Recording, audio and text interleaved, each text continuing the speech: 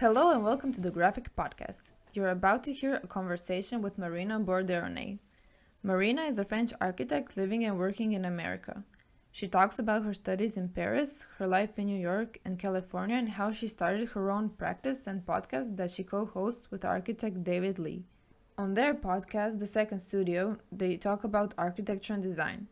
They have had many interesting guests such as MVDRV Rijs, the famous Toshiko Mori, co-founder of Snøhetta Craig Dykers, and many more. If you haven't listened to their podcast, I highly encourage you to do so.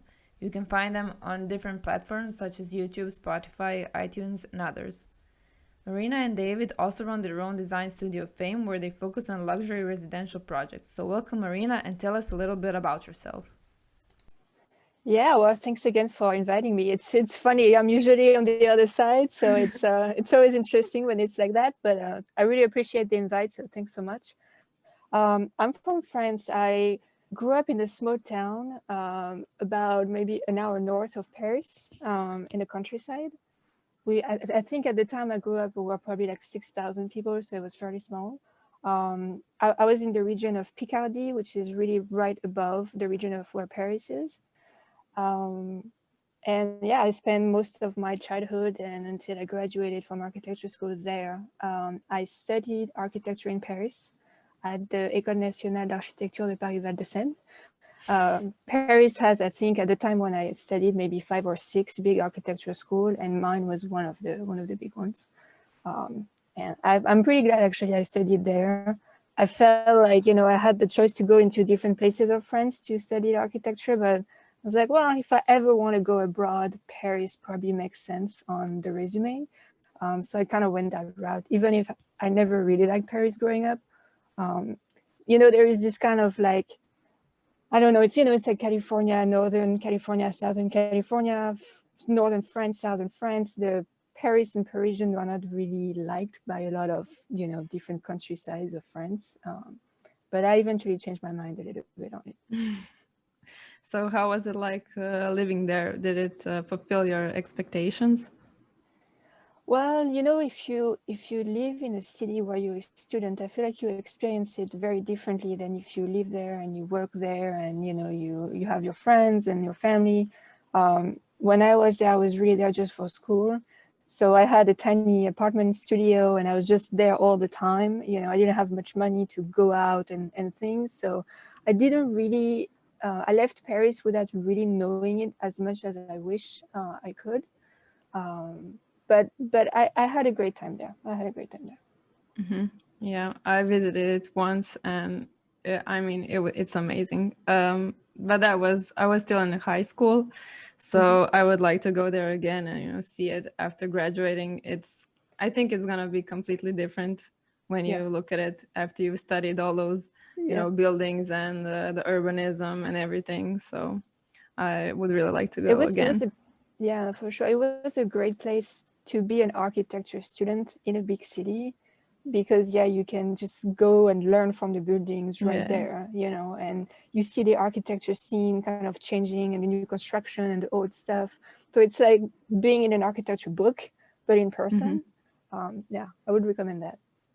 Yeah. So at what point did you come to America? So I came to America twice. My first time was during my 4th year of architecture school. I had the opportunity to apply to an exchange program abroad. And, my school had partnership with different European countries and other countries around the world. And I was like, you know what? I mean, that's a chance to be able to do that. And I would want to go as far as I can. So I looked, like what other school I could go to. And they had a school in California that they were doing a partnership with. And I figured, okay, well, let's apply to this one. It's the one that's the most remote from Paris. So let's see if it works out. And it actually worked out. I really wasn't even hoping it would. So then I had to go to California for a year. And, that was like a mind-blowing experience when you're a student. So that was my first exposure to the US. And I've never traveled to the US before that time.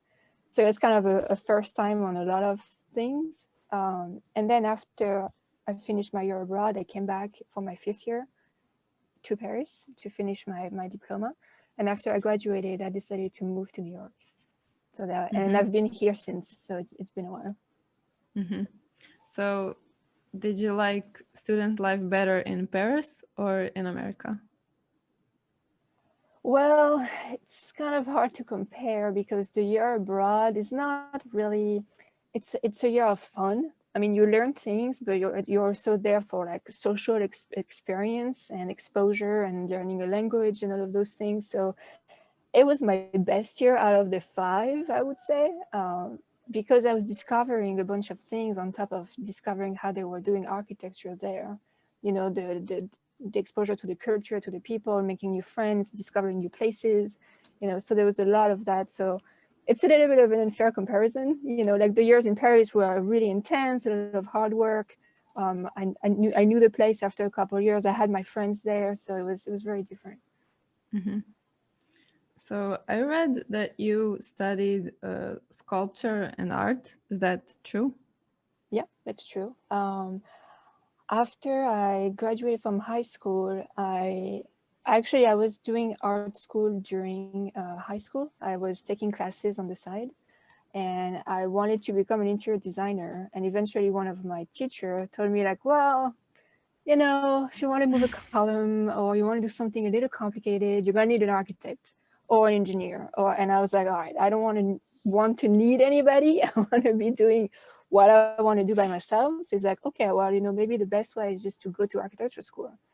And the way it works in France is, at least at that time, the way you get into architecture school is by either doing a competition entry or having a portfolio that you present to a jury, and then they select whoever they want to get into their school. So coming out of high school, my portfolio was very limited, you know, to only like a few art projects I've done, but there was nothing really cohesive or tied to architecture more directly. So I took a year off after architecture and went to art school, École des Beaux-Arts, for 1 full year. And I learned basically all of the different mediums, you know, sculpture, painting, photography, live drawings, art history, like you name it. And that really gave me all the tools to build the portfolio and then be able to apply to architecture school. So I kind of, you know, took her off to better prepare myself to have more chances to get into the schools I wanted to get into. Well, that sounds pretty interesting. Do you think that year helped you not only to get into architecture school, but later? Like when designing a project, do you look at things, do you think you see things differently than just, you know, people who have just finished architecture school and have no background in the arts? I think so. I think so. And I've always loved arts in general. So I feel like it was kind of inherent within my personality, but I think so. I mean, I think learning all of those different mediums and the arts really helped me through architecture school. You know, if I was stuck on a project, I would just try and look at it from a different point of view. And architecture is very logical, you know, rational and very structured and sometimes very constrained. That's actually probably the biggest difference between the way I learn architecture in Paris versus the way I learn it in the US, is that in Paris, everything has to make sense. It's so rational. You have to have a reason for everything. When here, it's a little bit more, not emotional, but it's a little bit more freeing in the way you think about it. And I think the arts are very much like that. It's much more about experimenting and finding your way by, you know, trying things out, not necessarily in a logical or rational way. So that really helped me through school. And I think, yeah, for projects too, you know, like I had an art teacher, she was a art history teacher, and we would have this exercise where we would have to basically describe things with as many adjectives as we could. And that really kind of paints the picture. And that's very helpful for me when I have client meetings, you know, and I'm trying to explain the idea without going into architecture terms to clients who are not familiar with that, trying to use word that speaks to them in the quality of what we're trying to achieve and not necessarily the technicality of what we're trying to achieve. Yeah. I think the clients, when we talk to them, they think we're like really, I don't know, abstract in what we are saying. They can't visualize it. So I assume it's very helpful. It's very helpful because I think there is a language to the arts that's more of a language of the heart, you know, and not so much a technical language.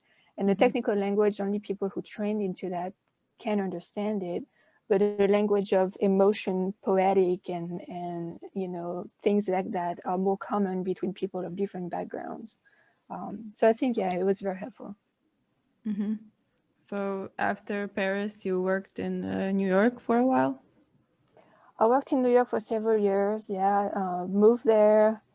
It was pretty interesting experience. It was kind of like I'm in California now, so looking back in New York, I'm like, how did I even do that? I was a young graduate from France who came from a small town who moved to Paris, and that was already a big deal for me to move to like a big city. And then I moved to New York, which is like even bigger. We didn't know anyone when we moved there with David. We had no connection, we had no jobs, we had nothing. We just went for it. But I think we found what we were looking for, and that's why we stayed quite some time, because it just kept kind of pushing our goals of what we wanted next. And yeah, I worked in a bunch of different offices on a bunch of different projects, and it was quite of an amazing experience, really. Mm-hmm.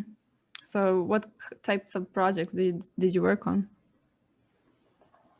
I worked on, I don't want to say everything, but a lot of different things, like from cafes to restaurants to stores to apartment, towers, beach houses, offices, healthcare facilities, like you name it. I think the fact that I moved around a lot, I did that on my own choices. Like I wanted to just keep moving offices and not get stuck there for a few years.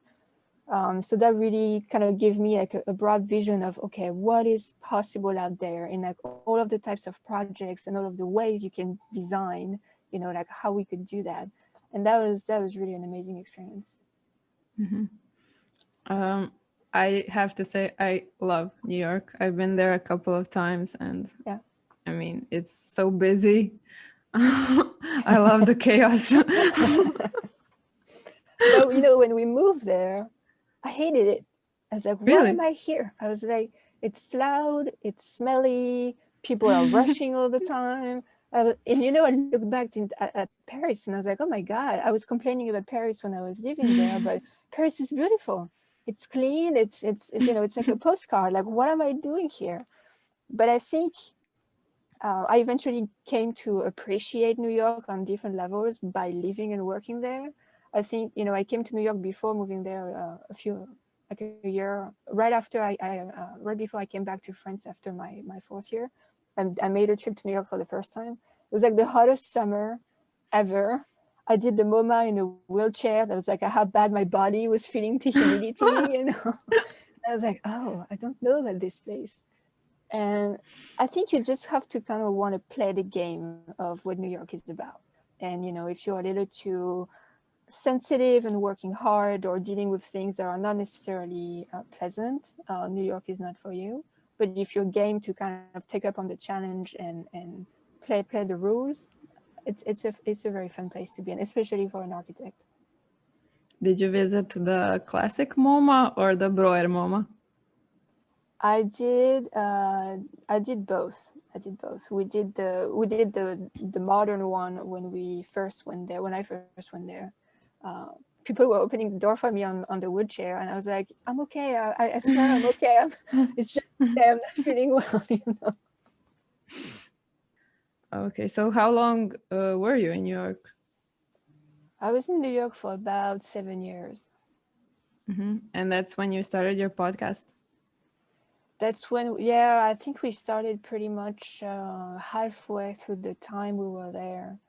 We kind of started, it was really funny. We started on our kitchen island in a 1-bedroom apartment in Brooklyn.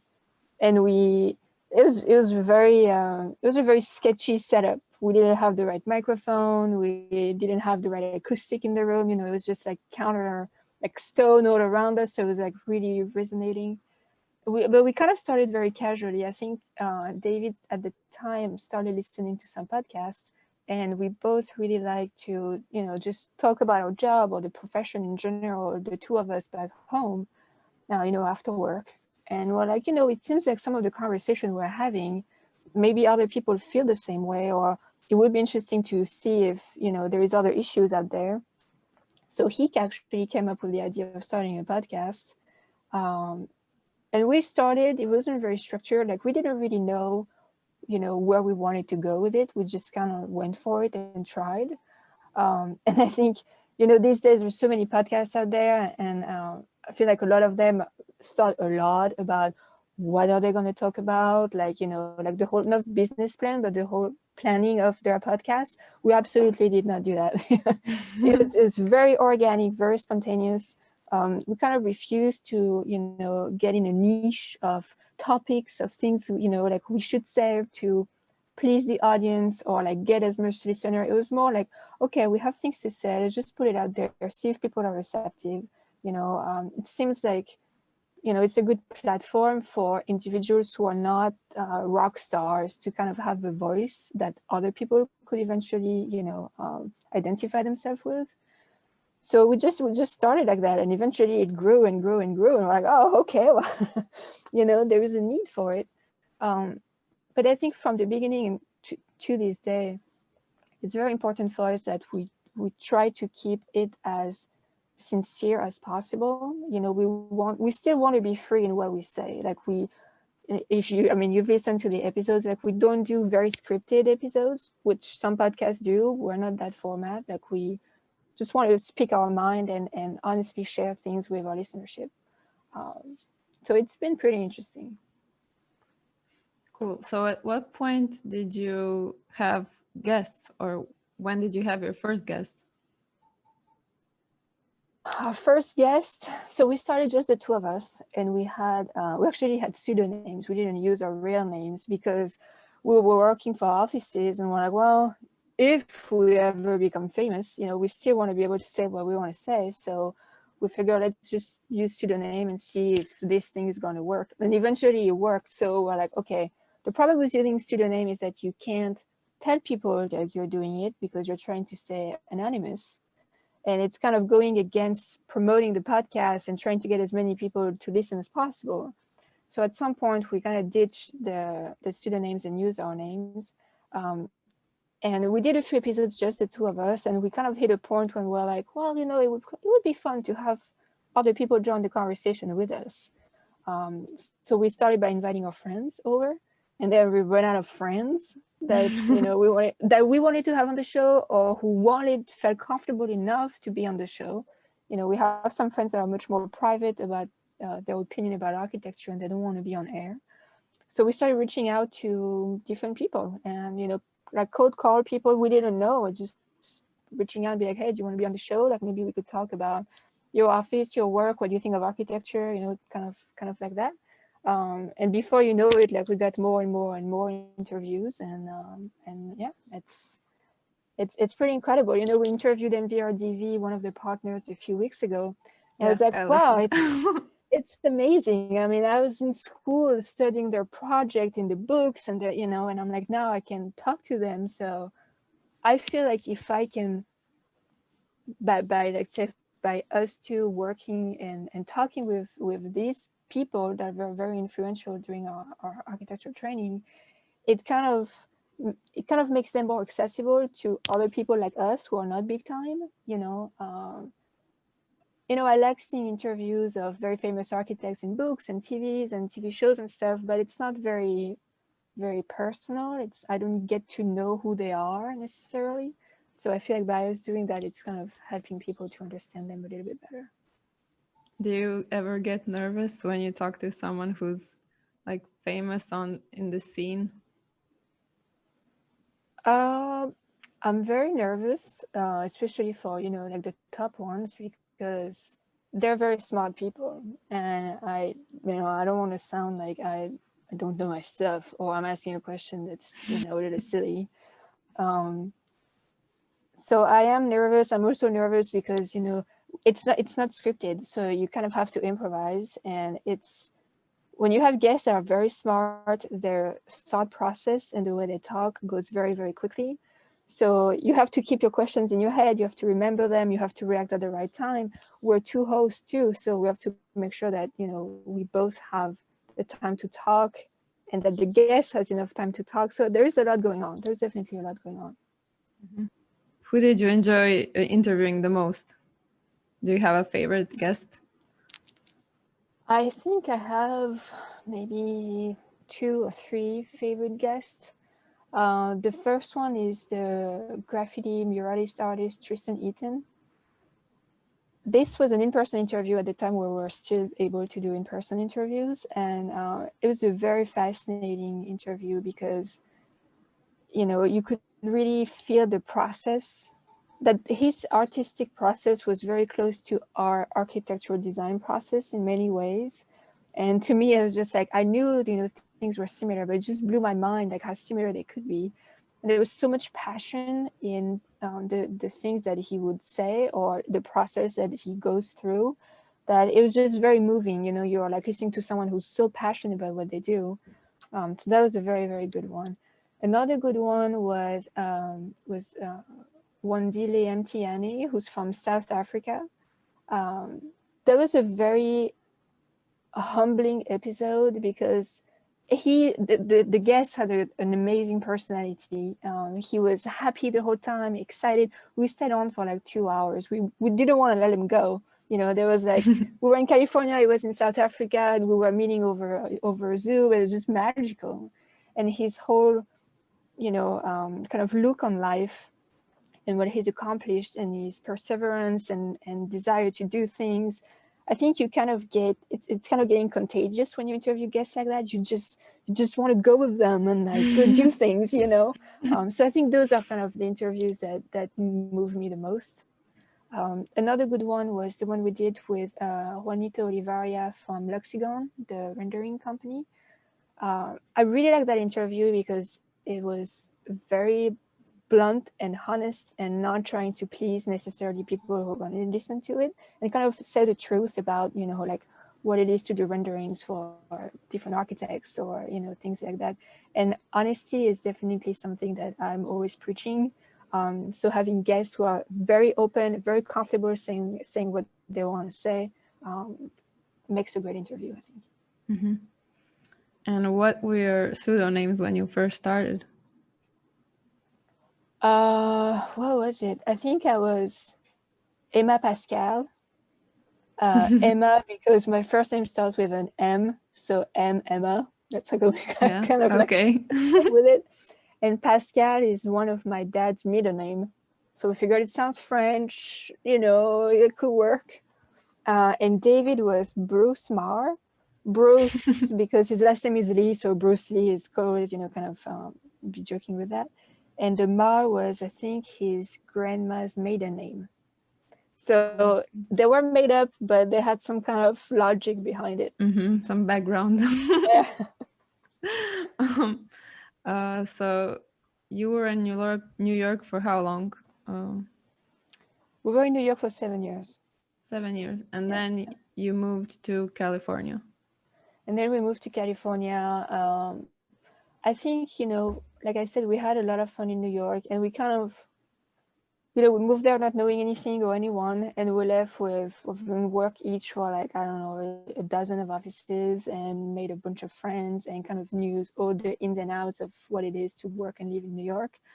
But because that evolution went up very quickly, you kind of hit a plateau after a certain point. And I think once we hit that plateau, we knew what the rest of the next few years were going to be like. And we were not necessarily wanting to do that.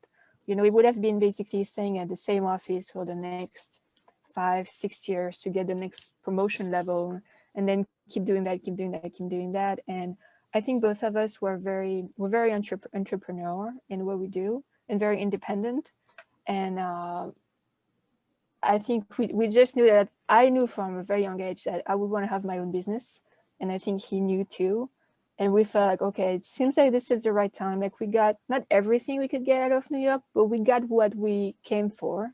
Now it's time to move on to the next page of the book. So we moved back to California to start our own practice, basically.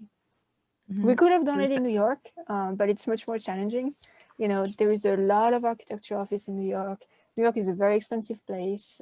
If you want to start your own practice there, and we have friends who did it or tried, you have to do projects in parallel, you know, during your free time when you're working full time. And that's very, very difficult. And the types of projects you can do when you do that are very limited. You know, you do kitchen remodels, bathroom remodels. You know, it's not very exciting. And we felt like we have family in California, so it made sense to try and move back to one side of the family at least.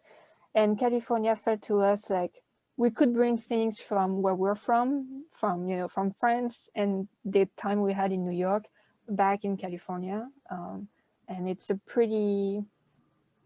there is room to experiment in California and try things like, you know, really out there, when New York is, as much as there is innovation and crazy buildings in New York, it's also very conservative in many ways.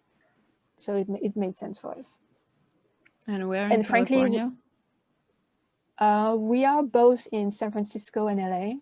So we kind of go back and forth between the two locations. Like I said before, you know, there is this kind of division between North and South in many countries and places, and California is kind of one of them. It's not like a strong division, but you can feel like there is, you know, people prefer one or the other. And we like both. We don't want to have to choose. We, you know, there's places we love in San Francisco and there's places we love in LA. So we want to establish the office in both locations. So you have offices in both cities, or how does that work? Yeah. So we basically go back and forth quite a bit. Wow. Okay. So, how many people work for you? For now, it's just the two of us. So it's pretty, it's pretty busy. It's pretty busy. But you know, we're hoping that soon we can expand to have some help. You know, between that and the podcast, it's there's not much free time. Mm-hmm. Yeah, I can imagine. That's also one thing I wanted to ask you is, how do you find time for everything? Well, you know, I think the first thing is that it's the two of us, so it helps a lot. Like, I don't think neither of us could do it alone. It would just be insane to try and do that. So being two people really help, and we try to be super organized. You know, like the weekdays is for the office, is for the projects, and maybe we do a recording once a week. If depending on our guest schedule, you know, a lot of them they're free during the week, but not during the weekend, so we do that. And the weekend is kind of dedicated to all the podcast stuff, editing, you know, scheduling, everything that needs to happen. So we try to be very disciplined about, you know, our time management and what gets allocated to what. We also use like a lot of templates. You know, we spend time at the beginning once we moved to California to kind of set up everything to be very efficient on a day-to-day basis. So that helps a lot too. But yeah, we also sacrifice free time. There's not much of that, you know. It'd be great to work out more and like do all the things, but there's not enough time for it all.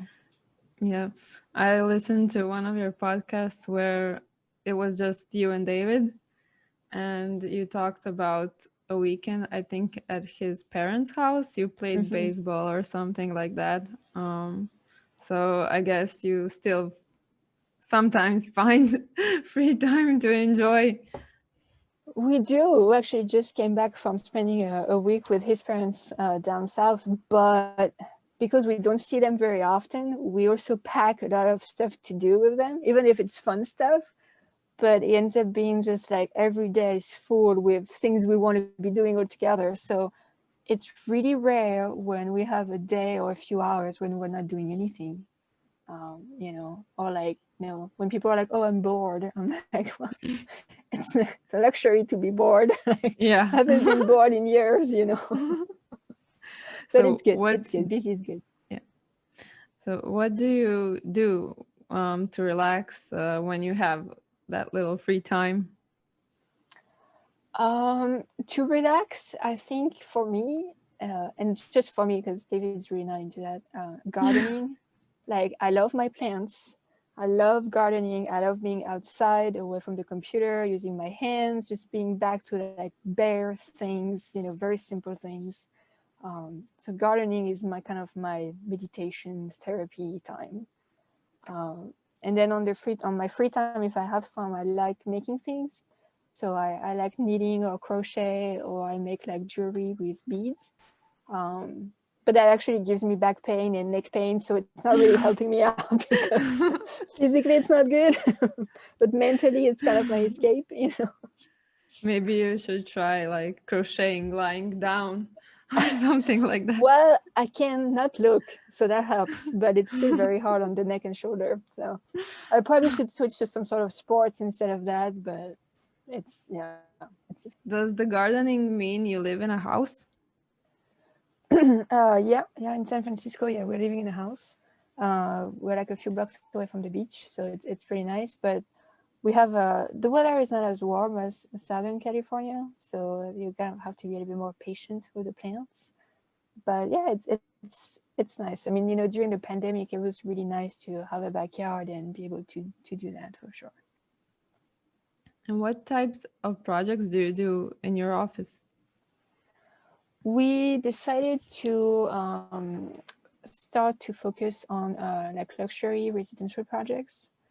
Like I said before, we did all kinds of projects in New York, and that was great. And we really like the mixity of things. And I think our future goal for the office is really to expand to kind of a multidisciplinary and different typologies of projects, because we like not repeating things. We like, you know, the design exercise to be different every time. So I don't think we want to specialize in luxury residential, but that's where we wanted to start.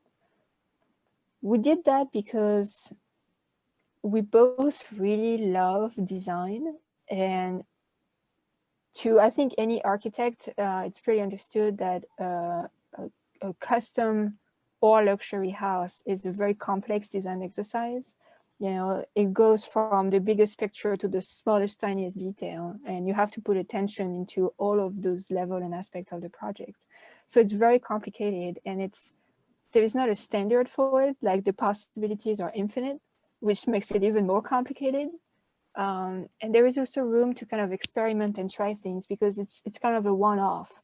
So, you know, we like when clients come to us and they're very adventurous on wanting to try new things, because it gives us the opportunity to design and test an idea and maybe change their life, maybe change the way things are typically thought of.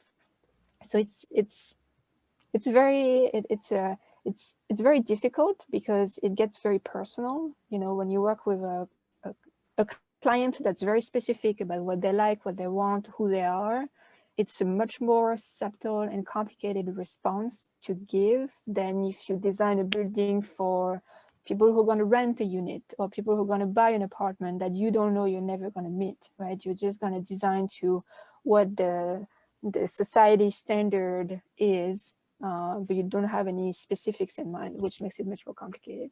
So we started with the most complex projects. That's where we started.